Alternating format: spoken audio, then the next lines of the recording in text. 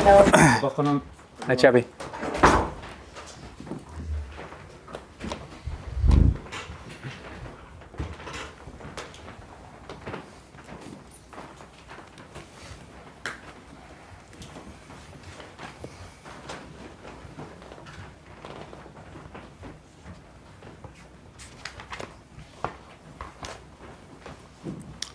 Okay, good afternoon and thank you for joining us. We will take questions from the floor for a live section and we'll begin with James Savundra and Sky Sports News. Away you go, James. Xabi, good to see you. Pre-season is nearly over. How ready do you feel for Monday night? Yeah, good afternoon, everyone. We feel ready. We've prepared the whole pre-season these 6 weeks with some players from the first day, other ones coming later, but the desire, the ambition, the hunger to start the Premier League is already in the building, in each training, and looking forward to it. João Pedro is set to sign a new contract. He's got the number 9 shirt now as well. Just how important is he for you? Yeah, we talk a lot with João because he's not just a great player. He has a great personality, and I think that his development as a great player and as a leader is very noticeable in every day in each game. So he has this focus and this desire to have a great season, scoring goals but helping the team, and I'm very happy. I'm very impressed with his personality as well, and now we need to help him reaching his goals. You've made a number of signings this summer already. Are you happy with the squad you have, or do you think there could be more additions? No, I'm really happy. I think that we have made many right choices, very good balance in terms of quality, in terms of personality, maturity, different stages of the career with good momentum, and we are in a good position, I would say. There's been a lot of speculation, as you'll know, about Enzo Fernández in this transfer window. Will he still be a Chelsea player on deadline day? Enzo is Chelsea player. He's a top player. He's training really well since he started 10 days ago with the team, very integrated, and we are happy with him, and he's getting ready for Monday. Has he told you that he wants to stay at Chelsea? No, he's training really well, and I see him really good attitude, and that's what we want. That everyone is trying his best and to prepare for the kickoff of the Premier League. There are around 40 senior players at the club right now. Can you talk us through the thinking between splitting the players into different groups and what that means for the players that aren't involved in the main group? No, we have good managing well with group dynamics, with that whenever we need, we have different groups, so it's not been an issue at the moment. And finally, Danny Welbeck was training on his own today. What's the latest with him? Could he be involved on Monday? He can be involved. He just needed a couple of days not training that much because of a little thing, but we are expecting to be back on Saturday. We need to go day by day, but that's the plan at the moment. Thanks, Xabi. Thanks, James. John? How big a challenge is this for you personally, and how different a challenge is it to what you've faced so far in your managerial career, would you say? Well, it's a challenge for everyone. We are all together in this new start of the season, but the main thing for me is the targets and the goals that we share all together, and we have the ambition to have a great year, and we don't need to think about what's going to happen late in the season. What we can control is what we do, how we start the season, how we prepare for the games, and for sure now the only focus at the moment is Fulham, but for sure Premier League is challenging. Each game is going to be challenging. We are going to be improving game by game. I'm sure that the team that starts the Premier League and the one that's in December, even in November, will be better because everything takes time. It's a process, but we feel that we can have a good start, and that's so important. Players who've been in the World Cup, players like Morgan Rogers, will they need a bit longer to get up to speed? Are they ready to go flat out from the start? Let's see. We will check. We will assess. But for sure, because of the World Cup, they came a little bit later and they would need maybe a little bit more of time, but they are for sure selectable for the lineup. You talk about targets and aims. Is top 4 a must for a club like Chelsea this season? Ambition and to be as high as possible. Let's see where we are in May, but it's still a long way to go there.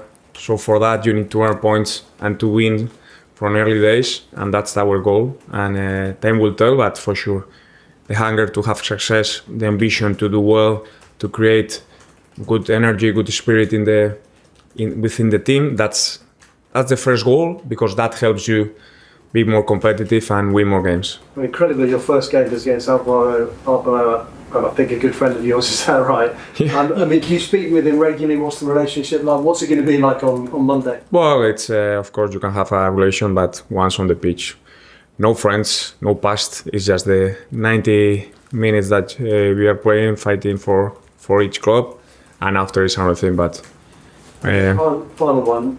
There's no European football for you this season. So does that give you quite a significant advantage, would you say, against all your rivals who are playing European football? we'll have more time to prepare each game, that's for sure. That's a fact. After, we need to prove that we use the time in a right way, that we have enough players in good momentum to approach this game, and for sure we'll have wanted, but it is what it is, and we need to use the time properly. Thanks, John. Soraya? Xabi, good to see you. Reece James is entering his 8th season as a first-team player. We've seen him play as a right-back, a midfielder, a centre-back, in a 3-8 A wing-back. A wing-back. Where do you see him in your side primarily? He's flexible in his game, but he needs to feel important. I think that's the main thing. Not just because of the role he has as a captain, but as well because of the quality he gives to the next thing, wherever he plays as a right back or as a midfielder. Normally he makes the next thing better because of his quality, because of his game intelligence, his experience, his composure with the ball. So it's good that we have players that can play in different positions, not just him, other players as well. And I see him in a good mood, in a good mindset for sure.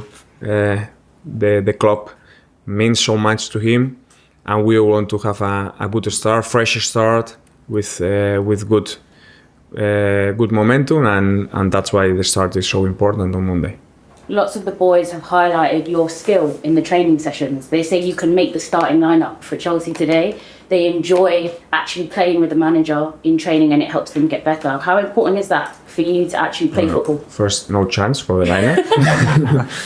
And well, it is how I feel it. I like to be close to the players. I like to be involved in the trainings. I think that you need to be authentic, and that's something that for me to have this close relation, to have this close impact with the players is so important, because I think that my main goal is to help them understand, to help them know what to do after they need to be on the pitch on the game day.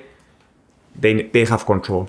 They need to decide, they need to do their thing. But for that, we can prepare. And for that preparation, this is where I have my role. And to confirm, do you have your designated penalty takers? Are they the same this season to last season? I don't know which ones were last season, but yes, we have our own decisions. You don't want to say? No. No? Sorry. I'm going to ask just Not one more. too early. early. Hopefully we have a penalty, and you can see that on Monday. Just wanted to talk about your first game in charge. It's a West London derby against another Spanish manager in the league. How is it preparing for an away game that's also a derby? It's a good mentality. Well, football is about mentality, it's about competitiveness, it's about going through good moments in a game, rough and tough moments in a game, to deal with different momentums is so important. And each game starting on Monday, it's going to be a nice battle. Good luck. Thank you. Time for two more in this section, Liam and then Rob. Hi, Xabi. Another positional question. I wanted to ask about Marco Palestra.